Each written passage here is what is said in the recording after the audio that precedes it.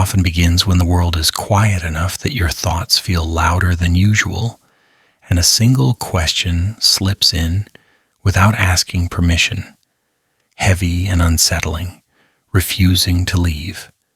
You are not looking at history anymore. You are standing inside it, sensing that something ancient is watching back with far more patience than you expected.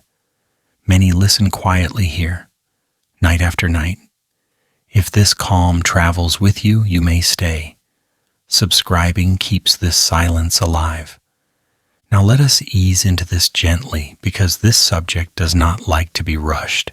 The deeper you look into the past, the more it stops, behaving like a straight line and starts acting like a circle. Civilizations rise, fall, and rise again, often leaving behind shapes instead of explanations, stone instead of stories, geometry instead of names. What survives is not always what mattered most, but what endured best. Across continents and eras, humans returned to the same forms, the same alignments, the same silent logic written into rock. Not because they copied blindly, but because something about these forms felt necessary, familiar, almost remembered. These structures do not shout power or conquest. They whisper continuity. They suggest that knowledge can disappear without truly being gone, waiting instead to be rediscovered by those who learn how to look. This is not a story about lost perfection or mythical greatness. It is about resilience, about how humans carry fragments of understanding through collapse, embedding them in shapes that outlast language. As we move forward, the question will not be how impressive these structures are, but why they keep appearing when memory fails, and what they were truly meant to preserve when everything else was allowed to fade. Now let us slow down for a moment, because history likes it when you rush, and mysteries prefer when you do not.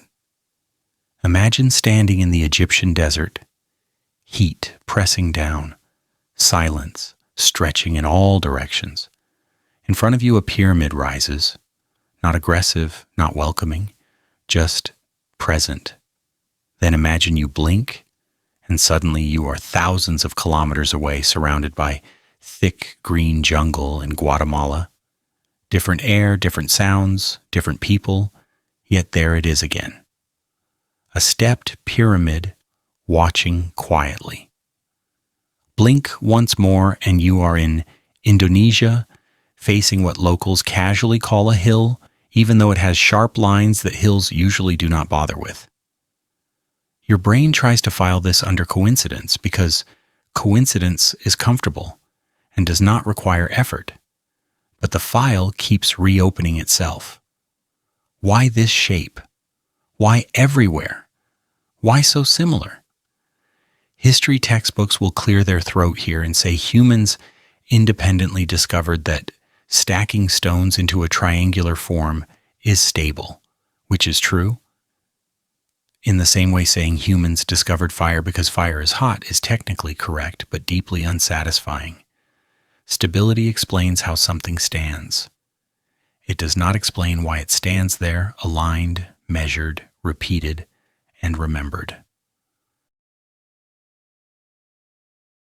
What makes this unsettling is not just the shape itself, but the quiet confidence behind it. These structures do not scream for attention. They do not advertise their builders. They do not come with instruction manuals or apology plaques. They simply exist, as if they are very sure they belong. Modern buildings beg to be noticed. Glass towers shout their names, dates, architects, and sponsors. Ancient pyramidal structures do none of that. No signatures, no credits. Just stone and silence.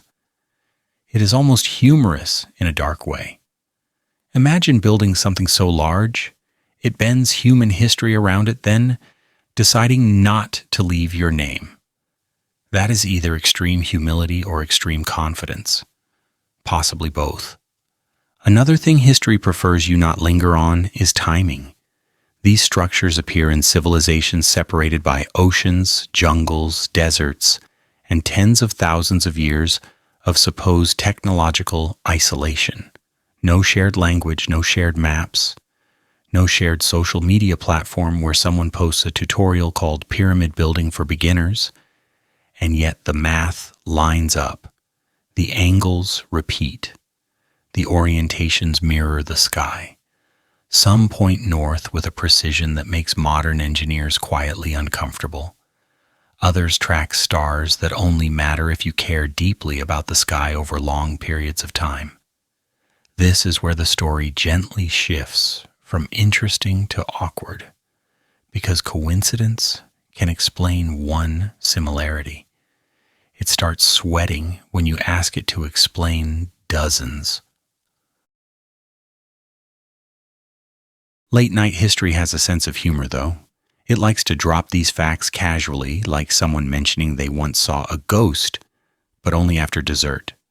For example, the Great Pyramid of Giza aligns with true north, with an accuracy that many modern buildings do not bother achieving. This was done without satellites, lasers, or apps that tell you which way is north if you spin around 3 times. Meanwhile, pyramidal structures in the Americas align with solar events and star cycles that require long-term observation and careful recording. Not casual guesses, not lucky accidents. Someone was watching the sky, someone was counting, someone cared, and someone else much later looked at all this and said, "Interesting, but let us move on." There is also the matter of repetition across cultures that supposedly never met. When myths are compared, an odd pattern emerges. Builders often are not the heroes.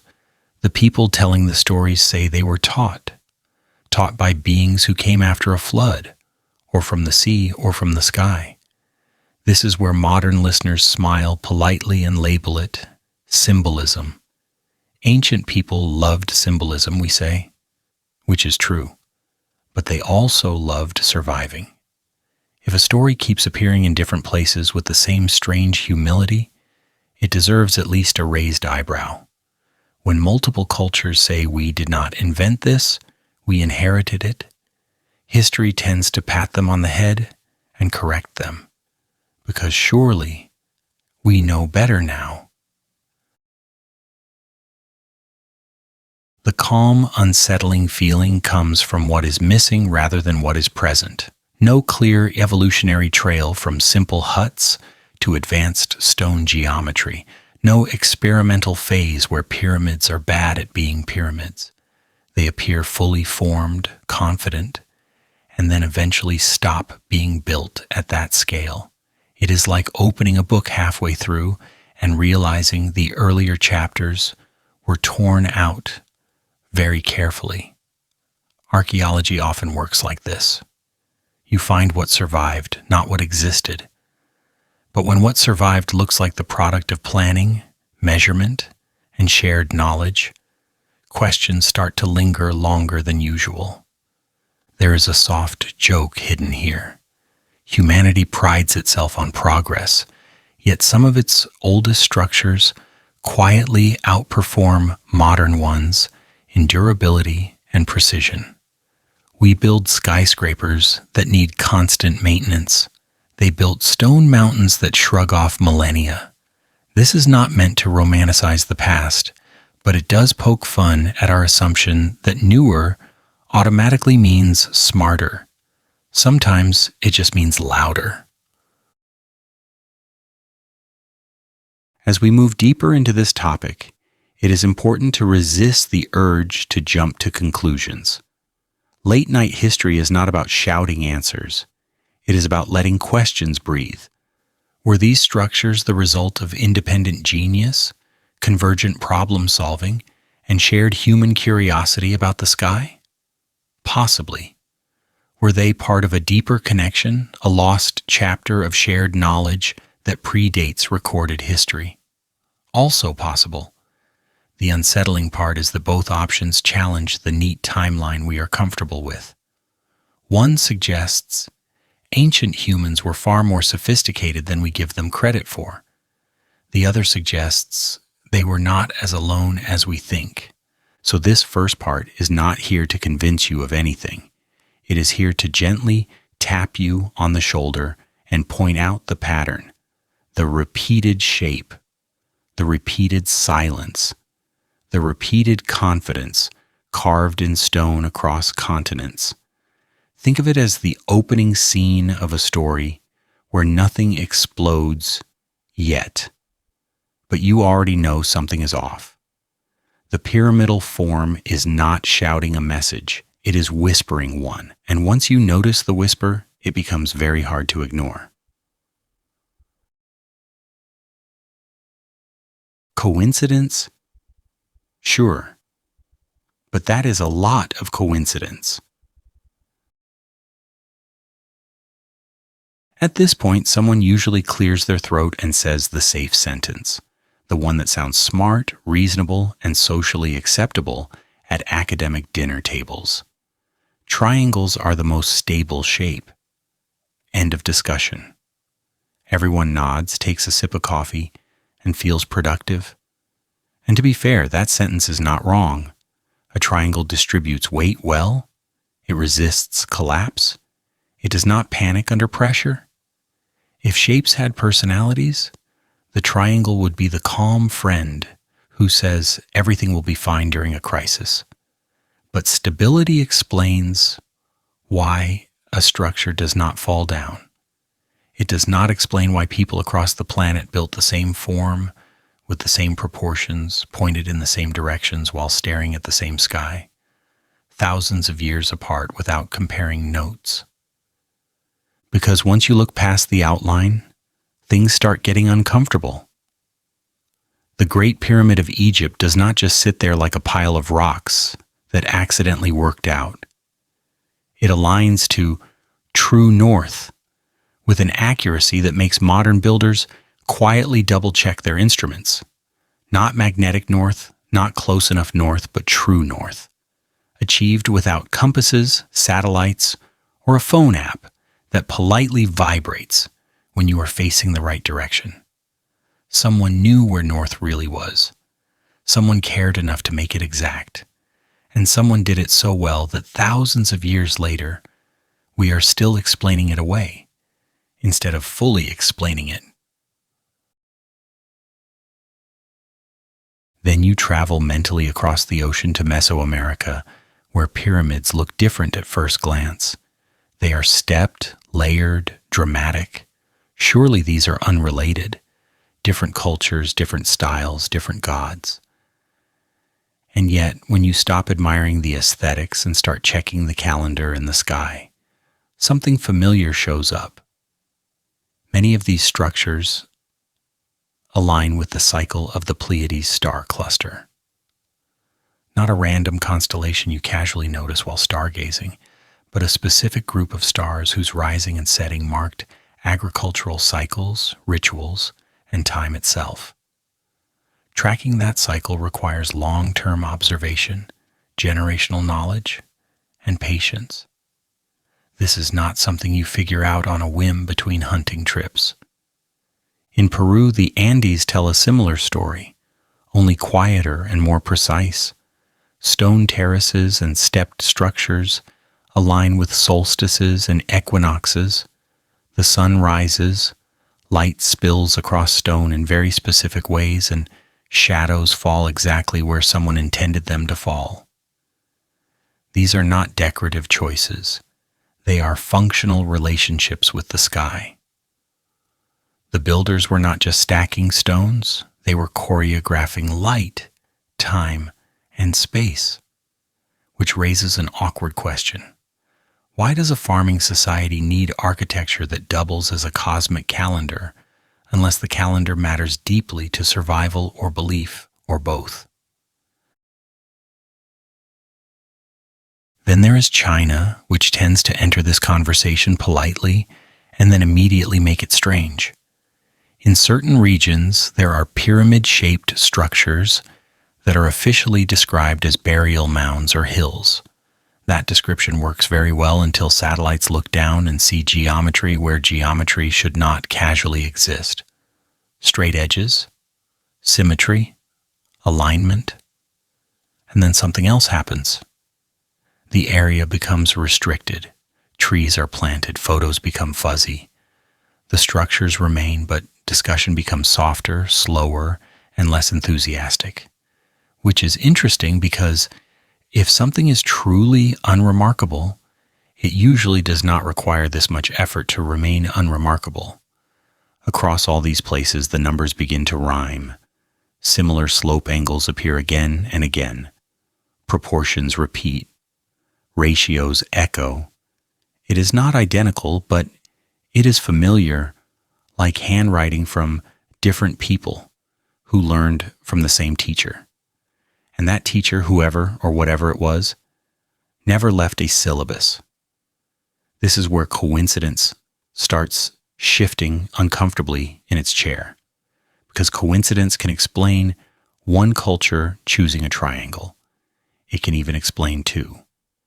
But when continents start agreeing on math, orientation, and celestial reference points, coincidence begins asking for a break. Late-night history likes to pause here and add a gentle joke, because humor makes difficult thoughts easier to swallow. Imagine ancient builders spending decades moving massive stones, aligning them to stars, encoding math into architecture, and then future humans looking at it and saying they probably just wanted something that would not fall over. It is like discovering a complex symphony and concluding the composer was just testing instruments. Technically possible, emotionally unsatisfying. What makes this even stranger is how consistent the intent feels. These structures are not random monuments. They are not scattered carelessly. They are placed deliberately within landscapes, often connected to water, mountains, or fault lines. Some researchers suggest energy, others dismiss that idea entirely. But even without venturing into speculative territory, placement alone tells a story of planning. Long-term planning. The kind that assumes future generations will still be around to see it. That assumption itself is quietly profound. Another detail worth lingering on is that these pyramidal structures appear suddenly in the archaeological record. There is very little evidence of a slow learning curve. We do not see many failed attempts, no half-collapsed prototypes, no awkward early versions that suggest people were experimenting. They arrive already confident, already precise, already massive. And then, just as mysteriously, the tradition fades, as if the knowledge was not lost through failure, but simply stopped being passed on, like a skill that belonged to a specific group, time, or purpose. At this stage, skeptics usually lean back and say, humans are good at figuring things out independently, which is true. Humans are brilliant, creative, stubborn problem solvers. But humans are also storytellers who remember where their knowledge came from. And here is the strange part. Many of these cultures did not claim authorship. Their myths say they were taught by gods, by ancestors, by beings who arrived after disasters. These stories are often dismissed as symbolic, and they may be. But symbolism usually exaggerates human achievements. It rarely removes credit from them entirely. The unsettling feeling does not come from believing in a single hidden answer. It comes from realizing how many questions comfortably sit in the background, ignored because they complicate a clean narrative. Coincidence becomes the default explanation, not because it is satisfying, but because it is convenient. It allows history to move forward without pausing. But late-night history is all about the pause, the moment where you sit with the discomfort, and let it speak. So when we say coincidence here, what we really mean is pattern without permission. A pattern that keeps appearing whether we invite it or not. The pyramidal form repeats. The sky connections repeat. The silence repeats. And the explanations repeat too, often word for word, as if repetition itself might make them stronger. But repetition is exactly the problem. If this is coincidence, it is not lazy coincidence. It is disciplined, mathematical, patient coincidence. The kind that watches stars for centuries, measures the earth, and leaves behind stone messages that still work thousands of years later. And at some point, late at night, when the room is quiet and the questions feel louder, you may find yourself thinking the same thought many have had before. Coincidence might explain a lot, but it might not explain this much. Gunung Padang, the hill that refuses to be a hill. From a distance, Gunung Padang looks harmless, almost boring if we are being honest. A green rise in the landscape, wrapped in vegetation, quietly minding its own business. No golden capstone catching the sun, no towering statues, no souvenir stand selling miniature replicas. If you were driving past, you would not slow down. If you saw it on a map, you would not pin it. It does not try to impress you, which might be its first red flag. Locals, however, do not call it a hill. They never have. They call it the Mountain of Enlightenment. That alone should make you pause, because people usually do not give dramatic names to piles of dirt without a reason. Hills get practical names. Enlightenment is reserved for places where something important happened, or where something important is believed to have happened. Oral traditions surrounding Gunung Padang speak softly but confidently. This is not a random bump in the earth. This is a place that remembers. For a long time, modern archaeology treated it the same way you might treat an old relative who insists they saw something impossible decades ago. You nod politely, smile, and change the subject. The official explanation was simple. Natural hill, volcanic origin. Interesting stones on the surface, but nothing more. Case closed. Except the case refused to stay closed. When researchers began to look more closely, the hill did something strange. It stopped behaving like a hill. Ground-penetrating radar, a tool designed to see what lies beneath the surface, revealed patterns that nature is usually not so disciplined about. Layers of stone arranged with intention. Not scattered, not chaotic, stacked. Below those layers, voids appeared, geometric cavities, empty spaces where there should not be empty spaces if this were simply the result of geology doing its thing. Beneath that, even deeper, more structure, more layering, more order. At this point, the hill began to feel less like a hill and more like something wearing a hill as a disguise, which is a ridiculous sentence until you remember history is full of ridiculous sentences that turned out to be accurate. The data suggested that Gunung Padang was not built on top of a hill, but rather that the hill itself might be built, or at least heavily modified. Something constructed and then buried, intentionally or otherwise, under thousands of years of earth, vegetation, and silence. Then came the carbon dating, which is where the mood shifted from curious to uncomfortable. Samples taken from different depths produced dates that refused to line up with the accepted timeline of human development. 14,000 years ago, 20,000 years ago, and in some cases, dates pointing as far back as 25,000 years before present. These numbers landed like a dropped glass in a quiet room. According to standard history, humans at that time were hunter-gatherers, small groups, mobile lifestyles, stone tools, yes, but nothing approaching large-scale stone construction. No agriculture as we understand it, no cities, no monumental architecture. And yet here were dates suggesting that someone, somewhere, was organizing labor, shaping stone, and creating multi-layered structures when humanity was supposedly still figuring out where to sleep at night.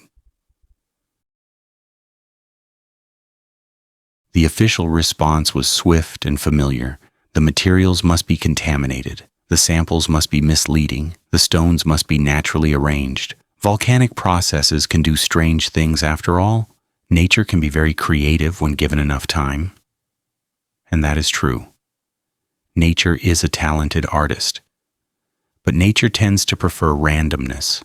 It rarely stacks stones into flat layers with consistent orientation and internal geometry, then leaves voids like rooms and corridors tucked neatly inside. What makes Gunung Padang particularly unsettling is how quiet it is. There are no grand reliefs telling stories, no hieroglyphs explaining purpose, no inscriptions naming kings or gods. Just stone layered upon stone, disappearing into the earth. It feels less like a monument meant to be seen and more like a structure meant to endure, or to hide, or to wait. Late-night history has a strange relationship with silence. Silence is where the interesting thoughts live, and Gunung Padang is full of it. The site does not demand attention. It does not announce its importance. It simply exists, letting the data speak while humans argue over the interpretation. This is where the humor sneaks in, quietly. Imagine a structure sitting there for tens of thousands of years, while modern experts debate whether it is real, as if the structure itself is mildly amused by the conversation. Another odd detail is scale. We are not talking about a few stacked stones arranged by chance. The upper terraces alone are massive, with carefully placed columns and platforms. And if the deeper layers are indeed artificial, the scale grows even larger. This suggests planning. Not short-term planning, but generational planning, the kind that assumes continuity, stability, and purpose over long periods of time. That assumption does not fit neatly into the image of small, nomadic groups, barely scraping by. Skeptics often argue that extraordinary claims require extraordinary evidence. That is fair. But what happens when the evidence keeps quietly accumulating, not shouting, not demanding belief, just existing stubbornly? Radar data, geological analysis, carbon dates, oral tradition. None of these alone rewrite history. Together, they begin to tap on the door. There is also the cultural context to consider. Gunung Padang was not forgotten by the people who lived near it. It remained a sacred site. Rituals continued, stories persisted. This continuity matters. Places that are meaningless tend to lose their meaning quickly. Places that are remembered often guard something, even if that something becomes abstract over time. The idea of enlightenment attached to the mountain suggests transformation, knowledge, or awakening. Not exactly the words you associate with a random pile of rocks. Critics will say that humans project meaning onto natural features all the time. Mountains become gods. Rivers become spirits. Stones become symbols. This is true, but projection usually adapts to the feature. It does not consistently align with hidden internal structures, layered construction, and anomalous dating. At some point, projection starts looking like recognition. There is also an uncomfortable parallel between Gunung Padang and other sites discussed earlier. The pyramid-like form, the layering, the lack of inscriptions, the refusal to clearly declare authorship. It fits the pattern too well to be ignored, yet too awkwardly to be easily accepted. It sits in the same category as the other anomalies. Officially acknowledged, quietly sidelined. Late-night history loves these moments because they expose how knowledge is managed, not just discovered. When something fits the existing framework, it is celebrated. When it threatens that framework, it is labeled controversial, debated endlessly, and often left unresolved. Not because the data disappears, but because the implications are inconvenient. If Gunung Padang truly contains construction dating back tens of thousands of years, it forces a reconsideration of human capability, organization, and memory. It suggests that advanced knowledge may have existed earlier than we think, possibly lost, possibly fragmented, possibly preserved only in stone and story. That idea does not sit comfortably with a linear model of progress, where everything simply gets better over time. There is a subtle humor in imagining ancient builders creating something so enduring that modern humans struggle to accept it, as if the past is gently teasing the present. You thought you were the first to think big. You thought you were the beginning. Think again. The hill remains green and quiet. Tourists walk its terraces. Researchers argue in journals. Locals continue to respect it. And the deeper layers stay buried, not because they cannot be uncovered, but because uncovering them would require more than tools. It would require changing assumptions. Gunung Padang does not scream that history is wrong. It whispers that history might be incomplete. And whispers are harder to silence because they invite listening rather than confrontation. Late at night, when certainty feels less important than curiosity, that whisper grows louder. The most unsettling thought is not that someone built something extraordinary long ago. Humans have always been capable of extraordinary things. The unsettling thought is that we may have forgotten how often this has happened, that civilizations may rise, master knowledge, shape the world, and then fade, leaving behind only fragments that later generations argue over. Gunung Padang stands as a reminder of that possibility, a structure pretending to be a hill, a story pretending to be settled, a past that refuses to stay buried. And as long as it sits there, quietly refusing to cooperate with simple explanations, it invites the same question again and again, not shouted, not demanded, just gently placed in your mind, where it lingers longer than expected. Giza, where questions outnumber answers. The pyramids of Giza do not need marketing. They never did. No banner, no slogan, no dramatic introduction. They simply exist, and somehow that has been enough for thousands of years. People travel across the planet just to stand in front of them and feel small, confused, and oddly calm at the same time. The Great Pyramid in particular does something unusual. The longer you look at it, the less it feels like a monument from the past, and the more it feels like a problem that has been waiting patiently. At first glance, it is just a very large pile of stones arranged into a familiar shape. That is the safe way to see it. But the moment you slow down and start asking simple questions, the kind that sound innocent but refuse to stay that way, the structure begins to change character. Why this size? Why this precision? Why this location? And perhaps most unsettling of all, why so little explanation? The Great Pyramid is often described as impressive, but that word does not quite land. Impressive implies excess. This feels more like restraint. Everything about it is exact. The base is level to a degree that modern builders would consider excessive. The sides align almost perfectly with the cardinal directions, especially true north, with an accuracy that still makes surveyors quietly uncomfortable. This was achieved without satellites, without lasers, without digital instruments, and without the luxury of trial and error on a project of this scale. Someone got it right the first time, and they got it right deliberately. Then there are the numbers, which are where the calm unease really sets in.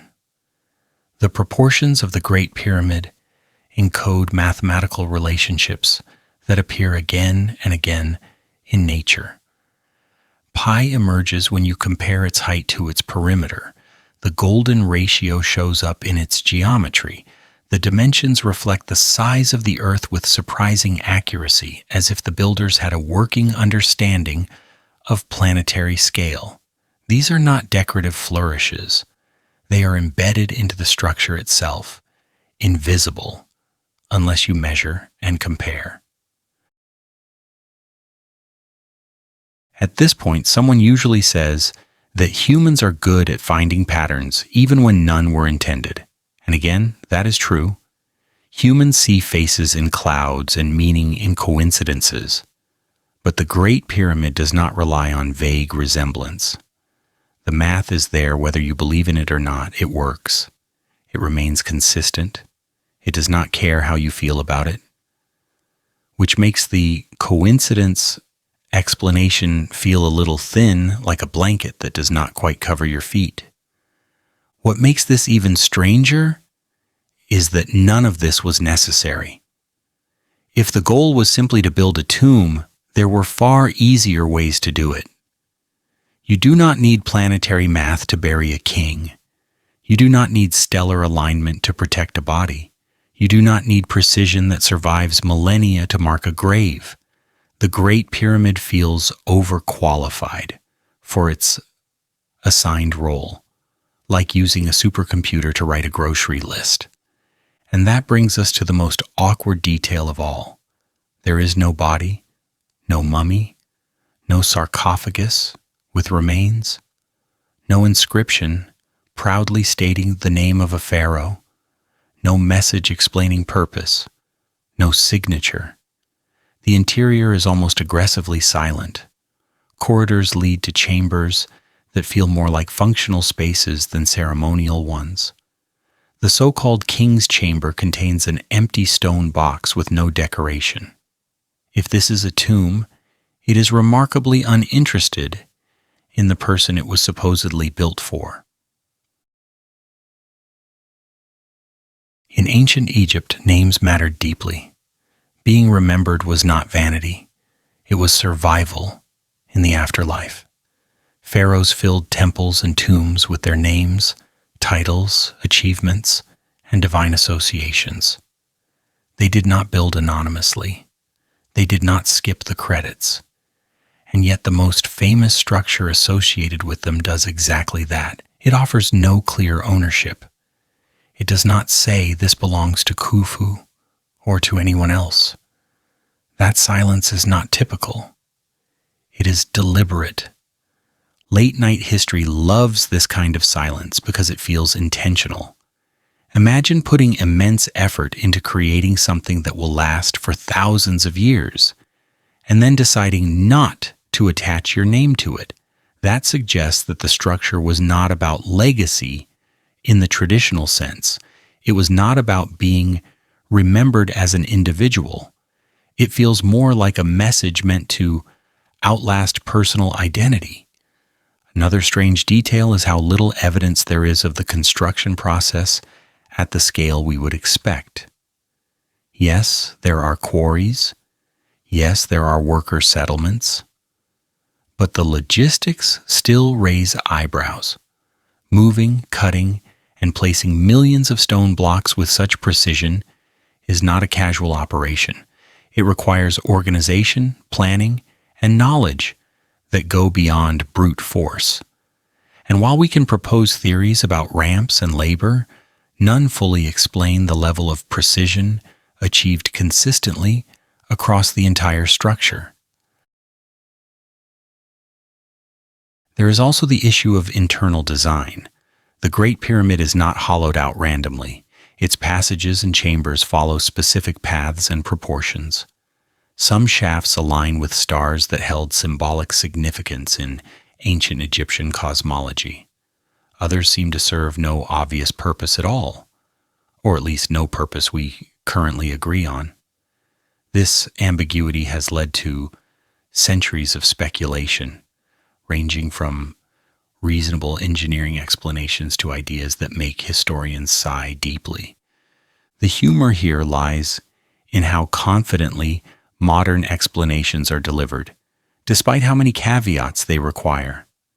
We often say we know how it was built, then follow that statement with several paragraphs of uncertainty. Probably this, maybe that, possibly something else. It is like explaining a magic trick by saying the magician probably did something with their hands when you were not looking. Technically accurate, emotionally unsatisfying.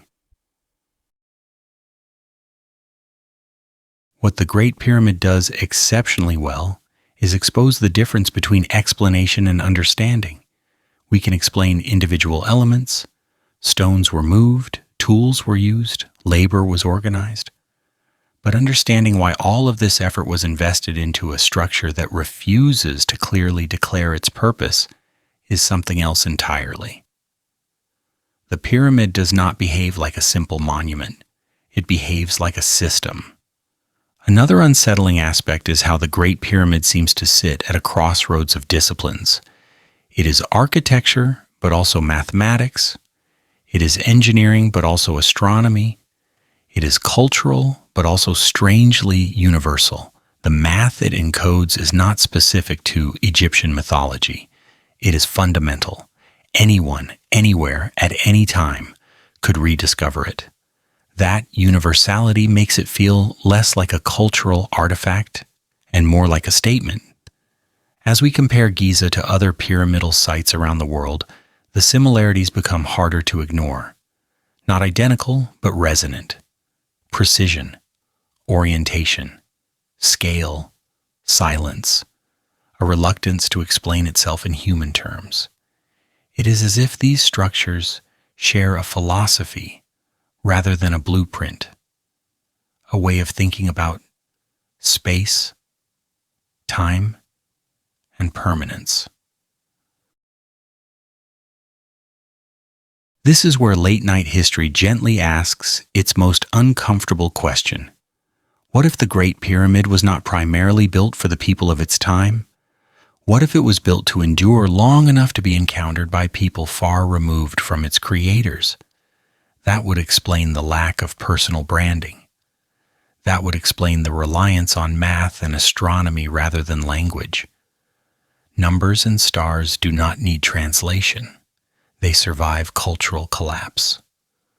Of course, this idea makes many people uneasy because it implies intention beyond immediate context. It suggests foresight that stretches across millennia, and that challenges our preference for seeing ancient civilizations as brilliant but limited. The Great Pyramid refuses that framing. It feels too calm, too confident, too patient.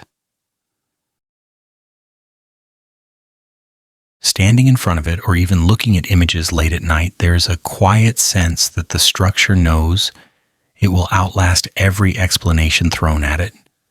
Theories will come and go. Interpretations will change. But the stone will remain, still aligned, still measured, still silent. Perhaps that is the real reason it unsettles us.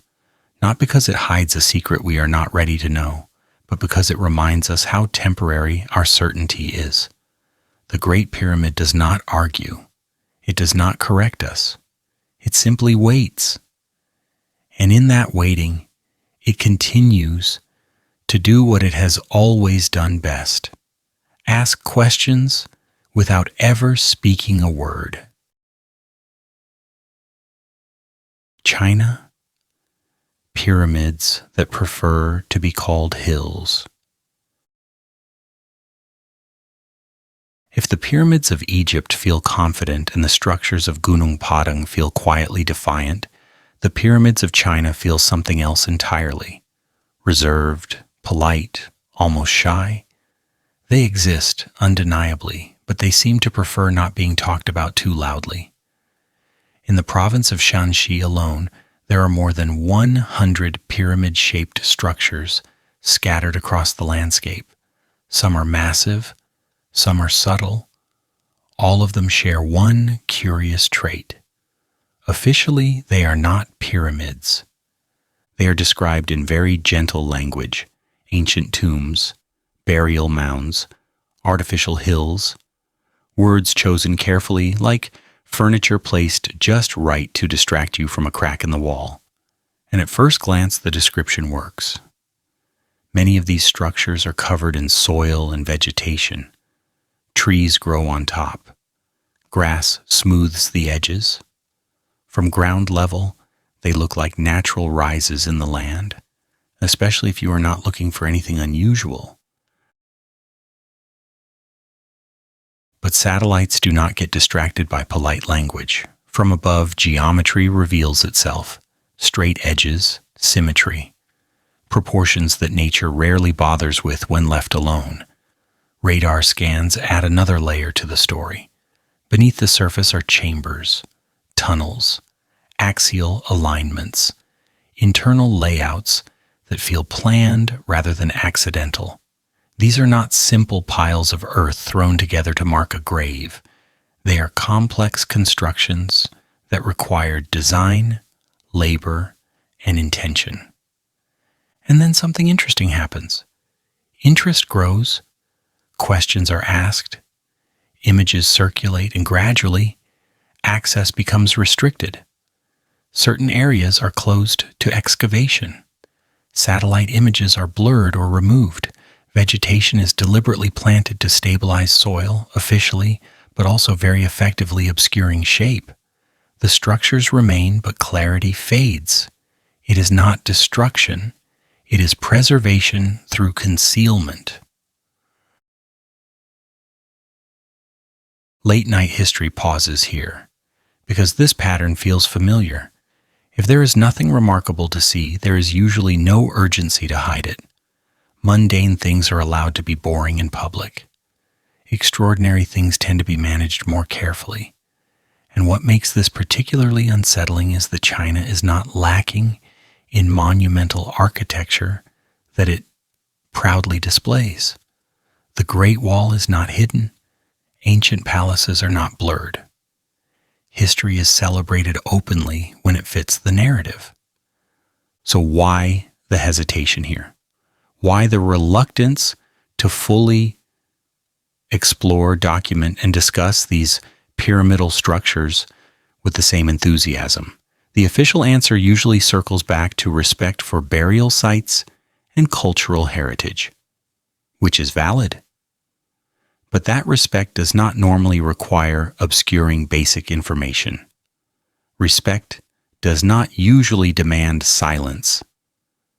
Some of these pyramids are associated with known emperors from relatively recent dynasties, which makes them easier to place within the accepted timeline. But others are harder to explain. Their orientation does not always match traditional Chinese burial customs. Their scale sometimes exceeds what would be expected for their supposed purpose, and their distribution across the landscape suggests something more systematic than individual tombs. There is also the matter of alignment. Several Chinese pyramidal structures appear to be oriented according to cardinal directions, solar events, or landscape features that hold cosmological significance. Ancient Chinese philosophy placed immense importance on harmony between heaven, earth, and humanity. Feng shui, astronomy, and architecture were deeply interconnected. That part is well documented. But when structures echo the same geometric principles seen in other pyramidal sites around the world, the story starts feeling less local and more global.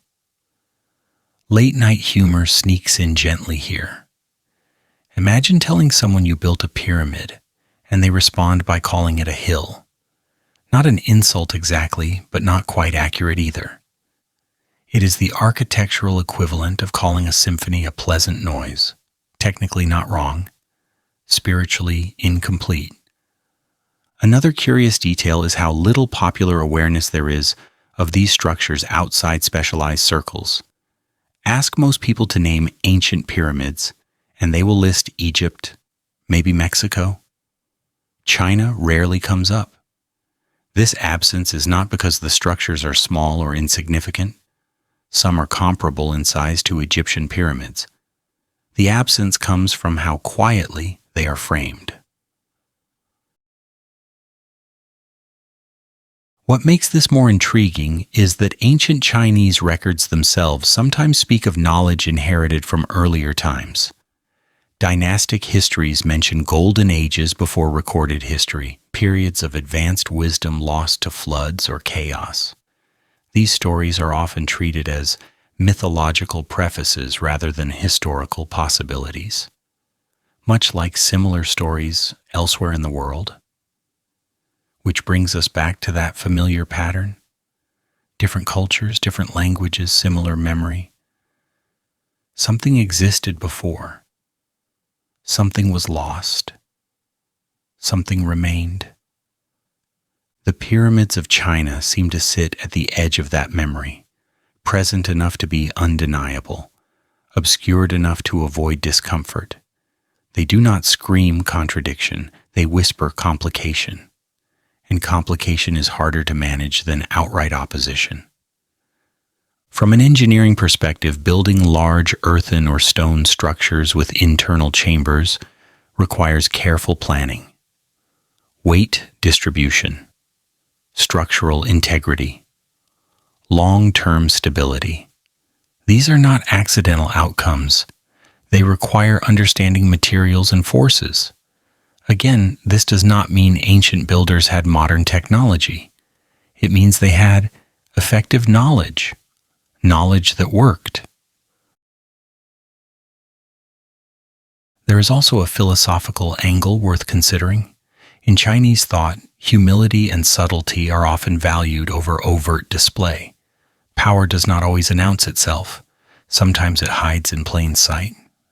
If that mindset influenced how these structures were integrated into the landscape, the decision to let them blend into hills might not have been accidental. It could have been intentional camouflage, not to deceive contemporaries, but to endure quietly. But that explanation only goes so far. It does not fully address modern reluctance to engage with these sites openly, especially in an age where technology allows for non-invasive exploration. Ground-penetrating radar, satellite imaging, and digital modeling could reveal much without disturbing remains. The tools exist. The silence persists. Late-night history thrives in these spaces between explanation and avoidance. The pyramids of China feel like a chapter written in faint ink. Still readable, but only if you lean in. They challenge the idea that monumental architecture always wants to be seen. Sometimes it seems it wants to wait. There is a strange calm in that waiting. These structures have been there for centuries, possibly millennia, content to be mislabeled and overlooked. They do not demand recognition. They do not crumble in protest. They simply continue to occupy space, quietly bending the landscape around them. When viewed alongside other pyramidal sites around the world, China's hills fit the pattern uncomfortably well. Geometric intent, astronomical awareness, cultural significance, and a reluctance to explain themselves in simple terms. Each site alone can be explained away. Together they begin to form a shape of their own, a shape that history hesitates to name. Perhaps the most unsettling part is not what these pyramids might reveal if fully studied. It is what they already reveal simply by existing as they do. They show that history is not just written by winners, but curated by comfort. What fits the story is amplified. What complicates it is softened, blurred, or gently renamed. Calling a pyramid a hill does not change its geometry. Planting trees does not erase alignment. Limiting access does not remove questions. It only delays them. And late-night history has all the time in the world, so the pyramids of China remain where they are.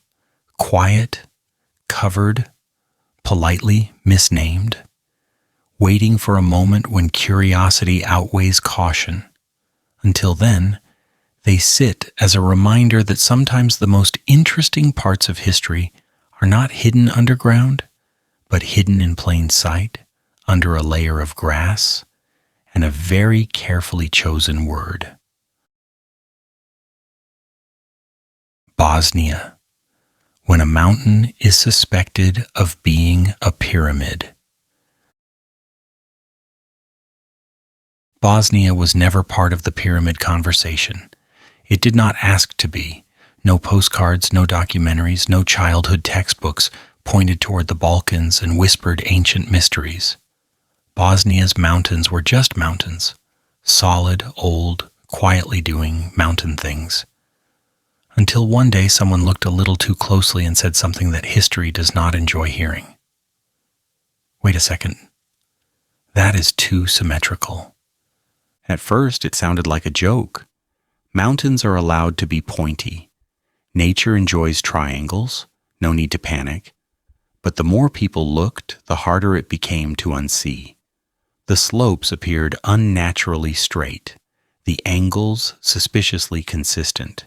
From certain viewpoints, the mountain seemed less like a chaotic result of erosion and more like a deliberate, geometric form, wearing a very convincing disguise. And that is when the trouble started. The mountain in question came to be known as the Bosnian Pyramid of the Sun, a name that alone was enough to make academic blood pressure spike. Pyramids in Bosnia sounded like pyramids on Mars. Interesting, but probably not something you want to take seriously at a conference. The initial reaction was immediate and unified. No. Stop.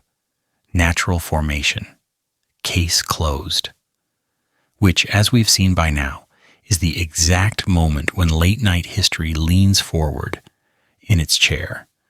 Because the thing about dismissals is that they work best before details show up. And details did show up. Terraces appeared where terraces should not be. Flat surfaces stacked at consistent angles, pathways that felt planned rather than eroded. Then came the tunnels. Underground networks extending beneath the mountain, some reinforced, some lined with stone. Not random cracks, not animal burrows, structured passages that led somewhere, even if no one could quite agree where that somewhere was. At this point, the conversation split into two familiar camps. On one side, enthusiastic researchers and volunteers arguing that Bosnia might be hiding one of the largest pyramidal complexes on Earth. On the other, mainstream academia insisting that geology can produce surprising shapes and that excitement was doing most of the work here.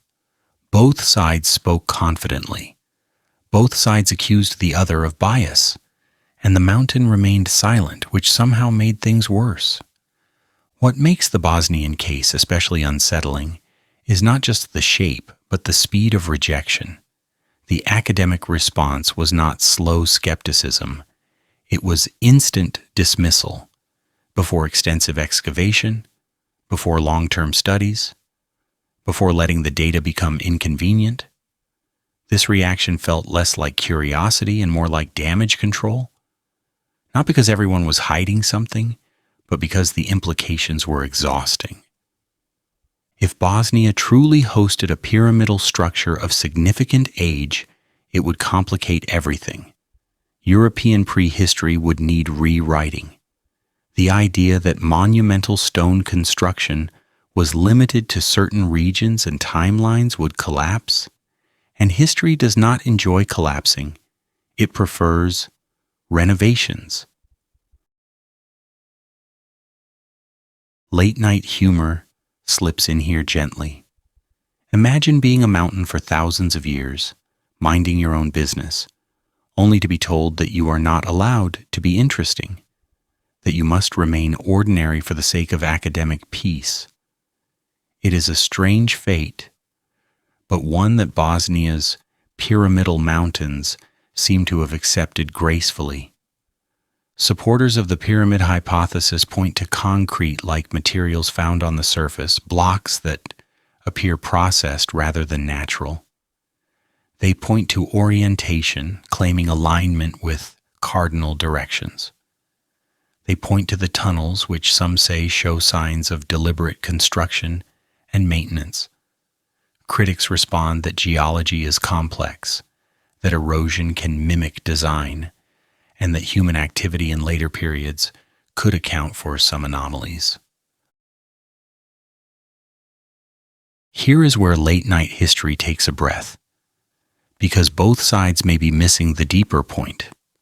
The Bosnian controversy is not just about whether a mountain is a pyramid, it is about how quickly curiosity turns into defensiveness when a narrative is threatened.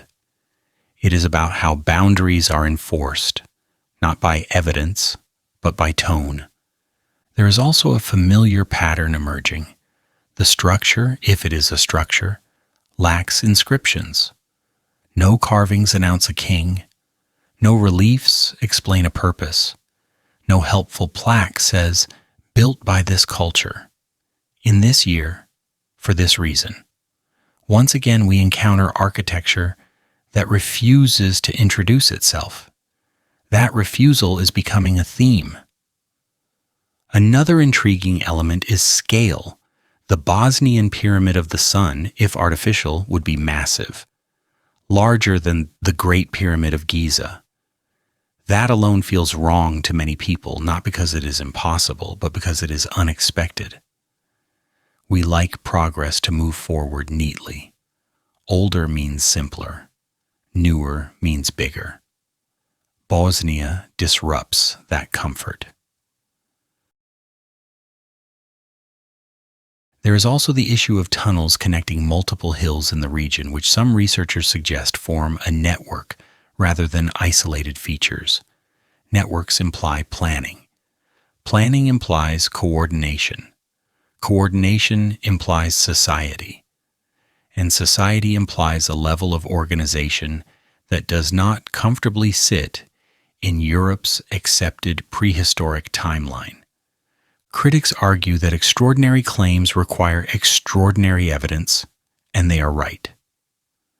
But extraordinary dismissal also requires justification.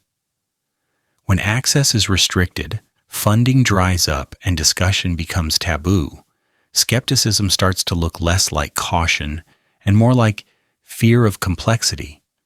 Fear not of being wrong, but of having to rethink too much.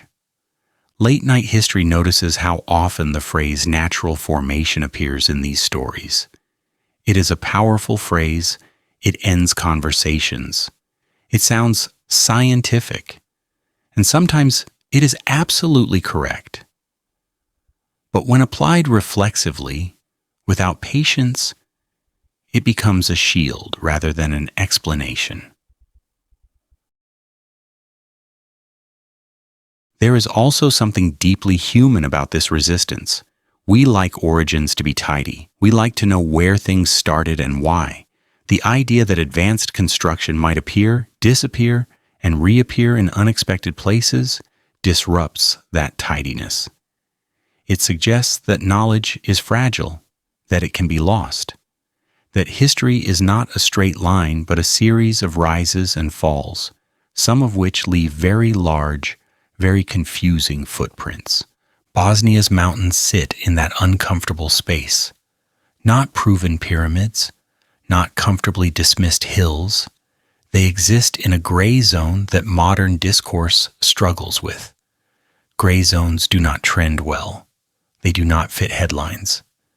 They demand patience and nuance, two things the internet rarely rewards. And yet people keep coming. Volunteers dig. Visitors walk the terraces. Conversations continue late into the night. The site refuses to fade away, despite efforts to close the book. That persistence alone is noteworthy. Most false ideas collapse under scrutiny. This one lingers, not because it is obviously correct, but because it is not easily wrong. There is a quiet echo here of everything we have seen so far. Gunung Padang refusing to be just a hill. Chinese pyramids politely hiding under vegetation. Giza standing in plain sight, but withholding explanation. Bosnia joins the pattern as the most controversial member of the group. Loudly denied. Softly persistent. Late-night history does not ask you to believe that Bosnia is definitively home to ancient pyramids. It asks something simpler and more unsettling. Why does the idea provoke such immediate resistance? Why does curiosity trigger closure rather than investigation? Why does the possibility of being wrong feel more dangerous than the certainty of not knowing? As night deepens and the noise of the day fades, Bosnia's mountains remain exactly where they have always been. Balanced, quiet, patient. Whether pyramid or hill, they have already done something remarkable.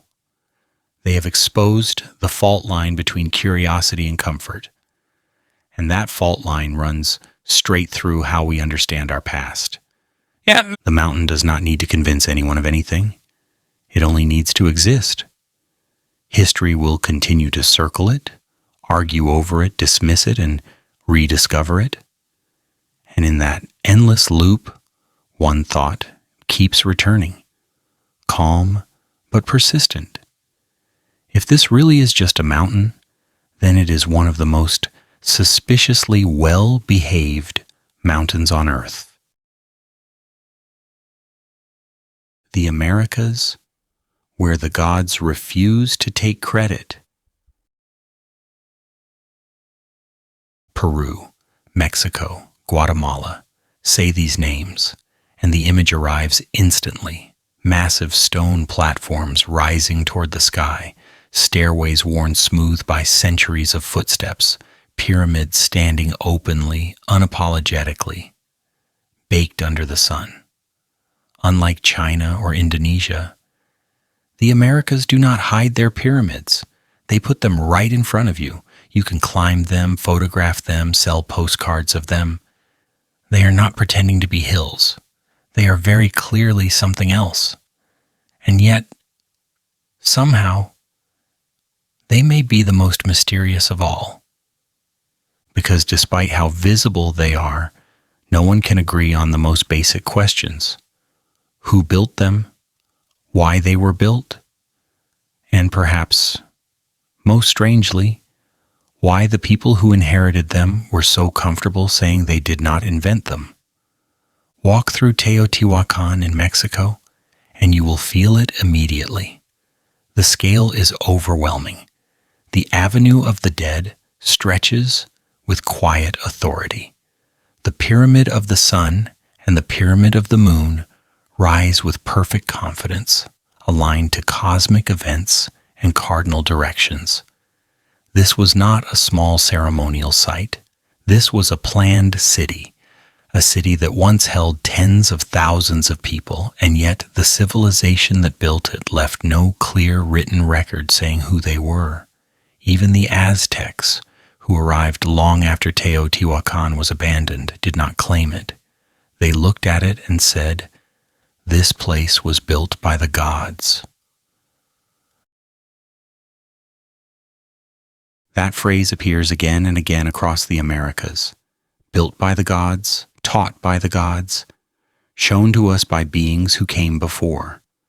It would be easy to dismiss this as myth, except for one awkward detail. The gods never take credit. They do not say we built this for you. They say we taught you how.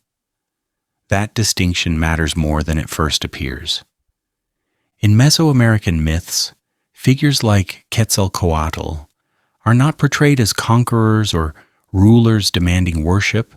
They are teachers, civilizers.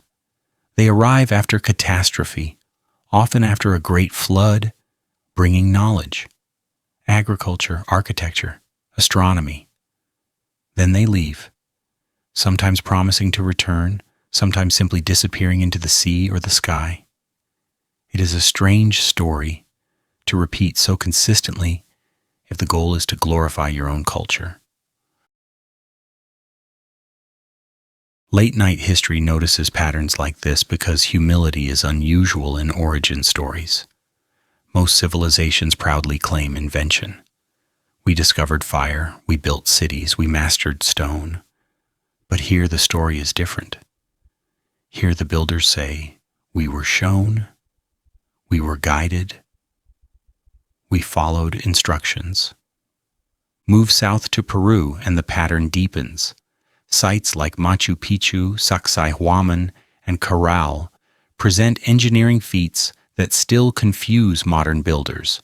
Stones cut with precision, fitted so tightly that a blade cannot pass between them.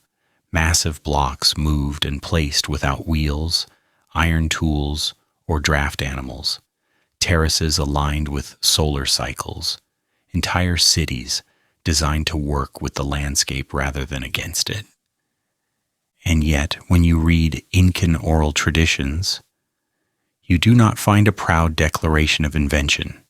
Instead, you hear about Viracocha, a bearded figure who emerged after a flood, created order, taught the people, and then walked away across the ocean. Again a teacher, again a departure, again no credit claimed by the humans themselves. Caral is particularly unsettling in this context. Dating back over 5,000 years, it is one of the oldest known cities in the Americas. Older than the pyramids of Egypt. It contains pyramidal structures, sunken plazas, and clear evidence of organized society. And yet it appears almost fully formed. There is little evidence of a long experimental phase. It is as if someone flipped a switch and urban planning appeared. In Guatemala, the Maya add another layer to the story. Their pyramids are not just stone platforms. They are calendars, astronomical instruments. The Temple of Kukulkan at Chichen Itza famously creates a serpent of light during equinoxes, a precise interaction between architecture and the sun. This is not decoration. This is applied cosmology. Someone understood celestial mechanics well enough to encode them into stone. The Maya were exceptional astronomers, that much is clear. But even their own texts speak of inherited cycles, previous worlds, and repeated creations and destructions. Time is not linear in their worldview. It is cyclical. Worlds begin. Worlds end. Knowledge survives in fragments. This framework makes room for something older than themselves, something passed down. The gentle humor here lies in how calmly these cultures refuse modern expectations. We want a clear inventor, a date, a blueprint. They offer teachers who leave and students who shrug and say that is just how it was. It is almost frustratingly casual. There is also a shared theme of catastrophe. Flood myths appear everywhere. In Mesoamerica, in the Andes, floods that wipe the slate clean, floods after which knowledge must be reintroduced. This does not automatically mean a single global event, but it does suggest a collective memory of disruption. And disruption is exactly the kind of moment when knowledge becomes precious, fragile, and transmissible. Another intriguing detail is how similar architectural solutions appear across these regions. stepped pyramids, terraces, cardinal alignment, integration with the landscape, use of stone not just for strength, but for symbolic resonance. These similarities persist despite vast distances and environmental differences. Again, convergence is possible, but convergence combined with shared mythological humility becomes harder to ignore. Late-night history pauses here to acknowledge something important. None of this means that the people of the Americas were incapable of innovation. Quite the opposite. They achieved extraordinary things. The unsettling question is not whether they were capable, but whether they were alone in that capability, or whether they were continuing something older. Modern archaeology often frames these civilizations as rising independently, each reaching brilliance on its own. That narrative is empowering and neat, but it also isolates them in time. The myths suggest connection. Not connection between continents necessarily, but connection across ages, a continuity that survives disaster. The gods in these stories are not distant creators, they are engineers, planners, educators. They do not demand temples for worship. They build temples as tools, and then they leave. That behavior does not match how gods usually behave in mythology. It matches how teachers behave when their job is done. There is also the strange absence of ego in the architecture itself. These pyramids do not glorify individuals. They glorify cycles, sun, moon, stars, time, agriculture, community. The focus is outward and upward, not inward. That suggests a worldview less concerned with personal legacy and more concerned with alignment. Alignment with nature. Alignment with cosmos. Alignment with something larger. Late-night humor slips in again when you realize how modern this sounds. Sustainability, environmental integration, cosmic perspective. These are ideas we congratulate ourselves for rediscovering. Meanwhile, ancient American civilizations were carving them into stone. Another unsettling detail is abandonment. Many of these great cities were left behind, sometimes rapidly. Teotihuacan was abandoned before the Aztecs arrived. Maya cities were left to the jungle. The reasons are debated: climate, conflict, resource strain. But the pattern of sudden decline paired with monumental construction echoes what we have seen elsewhere: rise, mastery, disappearance, memory. What remains is architecture and story, stone and myth. And in the Americas, the myth consistently says, we did not start this, we continued it. Late-night history does not ask you to replace archaeology with legend. It asks you to notice when legend aligns with material evidence in uncomfortable ways. When stories of teachers and floods coexist with unexplained leaps in architectural sophistication. When humility appears where pride would be expected. The Americas offer a strange contrast to other regions. Here the pyramids are open, studied, filmed. Yet the mystery persists because the answer is not hidden underground. It is hidden in plain sight, in the words people told about themselves. They did not say we were the first. They did not say we invented everything. They said we learned. And that learning came from somewhere else. As night deepens and the noise of certainty fades, that detail becomes louder. Knowledge without authorship. Monuments without signatures. Gods who teach but do not claim credit. It all points to a past that is less about origin points and more about continuity. Perhaps the most unsettling idea is not that ancient teachers existed, whatever form they took. It is that humanity has always been a student, learning, forgetting, relearning, building again with fragments of what once was whole. The pyramids of the Americas stand tall, sunlit, and unapologetic. They do not hide, they do not whisper. They simply stand there and let the stories do the unsettling work. Stories that say calmly and without drama, we did not invent this. We were taught. And if that is true, the real question is not who taught them.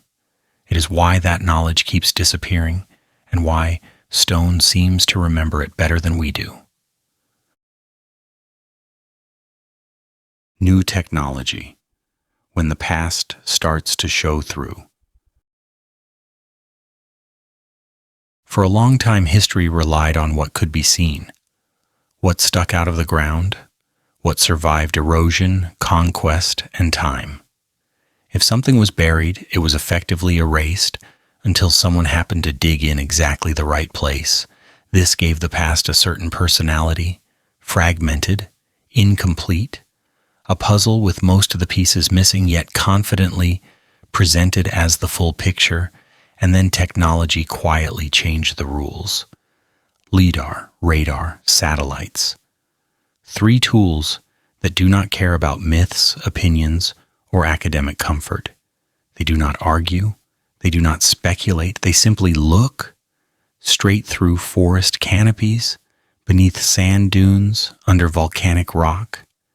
And once we started looking properly, the past did something unexpected. It showed up. At first, the discoveries felt modest. A structure here, a road there. Interesting but manageable. Then the data kept coming. What looked like isolated ruins turned out to be nodes. What seemed like ceremonial centers revealed surrounding infrastructure. Platforms connected by causeways, cities linked to other cities, entire regions organized according to patterns no one suspected were there. In the jungles of Central America, LIDAR peeled back vegetation that had hidden human activity for over 1,000 years. Beneath what appeared to be untouched wilderness, vast urban landscapes emerged. Not villages, cities, dense populations, roads, canals, defensive walls, agricultural systems engineered at scale. Suddenly, the Maya were no longer a scattered collection of ceremonial sites. They were part of a complex, interconnected civilization, far larger and more sophisticated than previously imagined. The humor here is quiet but sharp.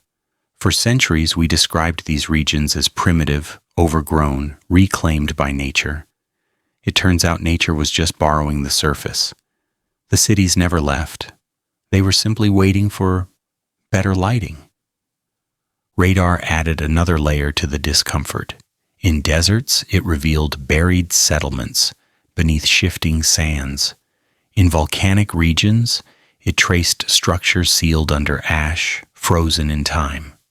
Places like Pompeii suddenly felt less unique and more like an early example of a very common phenomenon. Civilization builds, catastrophe covers, memory fades, stone waits. Satellites brought scale into focus. From above, patterns appeared that ground-level observation could never reveal. Grids, alignments, networks stretching far beyond what traditional excavation suggested. The idea that ancient people lived in small, isolated pockets became increasingly difficult to defend. They were connected, organized, thinking in terms of systems, not just monuments. This is where the tone of history subtly shifts, because once you see networks, you have to ask about coordination, about planning, about shared knowledge. Roads imply trade, trade implies communication, communication implies common standards, measurement, timekeeping, geometry. Suddenly, the pyramid is no longer an isolated marvel. It becomes a node in a much larger story. Late-night history finds this moment particularly unsettling because technology does not bring new theories, it brings new visibility. It does not rewrite history directly, it exposes the parts we never saw. And what it reveals does not look like the beginning of civilization. It looks like a middle chapter. Take the Amazon, long described as an untouched wilderness, incapable of supporting large populations. LiDAR revealed earthworks, causeways, and engineered landscapes indicating millions of people once lived there. Not temporarily, sustainably, for centuries.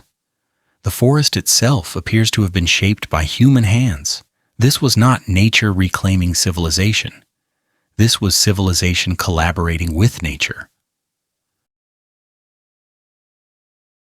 In Southeast Asia, LiDAR exposed vast urban planning around Angkor, showing it to be one of the largest pre-industrial cities in the world. Water management systems extended for kilometers. Reservoirs and canals were designed to control floods and droughts. This was engineering on a level that challenges the idea of gradual development. It looks confident, experienced. The pattern repeats. Everywhere we look with new tools, complexity appears earlier than expected. Scale appears larger than expected. Organization appears more intentional than expected. And perhaps, most unsettling of all, collapse appears more common than progress. Technology has done something subtle but powerful. It has shifted the burden of proof. Instead of asking how ancient people could possibly have done these things, we are now forced to ask why we assumed they could not. The old narrative was built around absence of evidence. New tools turn absence into presence. There is a gentle irony in how modern innovation is being used to uncover ancient sophistication. We congratulate ourselves on progress, yet our most advanced tools are revealing how much we misunderstood the past. It is like inventing glasses only to realize the room was always full of furniture. Late-night humor slips in when you consider how often history textbooks will need updates. Entire chapters rewritten, timelines adjusted, footnotes promoted to headlines. And still, even with all this data, the story remains incomplete because technology shows us structures, but not intentions. It reveals cities, but not memories. It maps networks, but not motivations. We can see where people lived, how they organized space, how they moved resources. But the question of why remains as slippery as ever.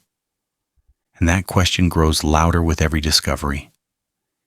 If ancient civilizations were this widespread, this organized, this capable, then what happened to them? Why did so many of these systems collapse? Why does human history seem to reset so often? And why do monumental forms like pyramids keep reappearing as if remembered rather than reinvented? This is where the idea that history is not wrong but incomplete begins to feel less poetic and more practical. Our timeline is built on what survived visibility. Technology is now revealing what survived invisibility. The past did not change. Our access to it did. Late-night history appreciates the humility this demands. It reminds us that certainty is often a product of limited perspective. When that perspective expands, certainty should shrink accordingly. The new tools do not give us final answers, they give us better questions.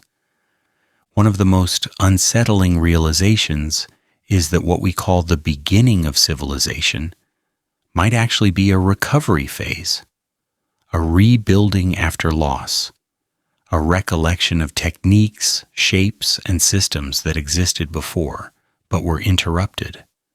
This would explain the sudden appearance of complexity, the shared architectural instincts, the myths of teachers and floods, the sense of inherited knowledge rather than invented brilliance. Technology does not prove this idea, but it makes it harder to dismiss. It fills in the background noise that was once silent. And in that noise, patterns emerge. Cities beneath jungles, roads beneath deserts, structures beneath volcanoes, not isolated marvels, but interconnected systems, not the dawn of civilization, but echoes of something older. As the night grows quieter, this realization settles in gently. The past is not a straight line. It is layered, built, buried, and built again. Each layer leaving hints for those who know how to look. We are no longer guessing in the dark. We are looking through it. And what we are beginning to see suggests that history did not start where we thought it did. It simply resumed there. The pyramids were never the beginning. By the time you reach this point in the story, something subtle has shifted. The pyramid no longer feels like an invention. It feels like a reminder, like a word you recognize but cannot remember where you learned it. That may be the most unsettling idea of all. What if these structures were never meant to mark a beginning, but to preserve an ending? Consider how often human knowledge resets. Cities rise, systems stabilize, then something breaks. Climate shifts, floods, volcanic winters, social collapse. Knowledge does not disappear instantly, but it fractures. Complex ideas are hard to carry through chaos. Writing can burn, libraries can drown, but shapes endure. Geometry survives where language fails. Stone remembers what paper cannot. From this angle, the pyramid starts to look less like a bold statement and more like a backup file, a durable form, a stable geometry, a message that does not rely on words, culture, or translation, numbers embedded in ratios, directions aligned with the sky, time marked through stars, a structure that says nothing directly yet implies everything quietly. Late-night history likes this idea because it does not shout conspiracy. It whispers continuity. Imagine a civilization aware of its own fragility, a culture that understands collapse is not a possibility but a pattern. What would it leave behind? Probably not books. Probably not instructions. It might leave a shape that future humans would feel compelled to replicate even if they no longer remembered why. This would explain the strange humility found in so many ancient traditions. Builders claiming they were taught, not that they invented. Myths describing teachers who came after great disasters. Knowledge framed as inheritance rather than discovery. These are not stories of triumph. They are stories of recovery. There is also a quiet humor in realizing that the most advanced message left behind might be the one we still argue about. No plaques, no clear authorship, just enough precision to provoke questions centuries later. If this was intentional, it was brilliantly patient. If not, it is still remarkably effective. The pyramid does not demand belief, it invites attention. It stands there and waits for you to notice patterns, alignments, proportions, and once you do, it offers no explanation. It does not tell you what to think. It simply makes it harder to think small. Perhaps that is the point. Not to be admired, but to interrupt, to slow us down, to force a moment of humility, a realization that human history might be longer, stranger, and more cyclical than we prefer. Modern culture loves beginnings. First civilizations, first cities, first technologies. It makes progress feel linear and comforting, but the evidence uncovered suggests something messier. Layers instead of lines. peaks followed by resets, knowledge rediscovered rather than invented. This does not mean ancient people had advanced machines or secret superpowers. It means they may have had time, long stretches of stability in which observation accumulated, astronomy refined, geometry perfected, systems optimized. And then, inevitably, something happened.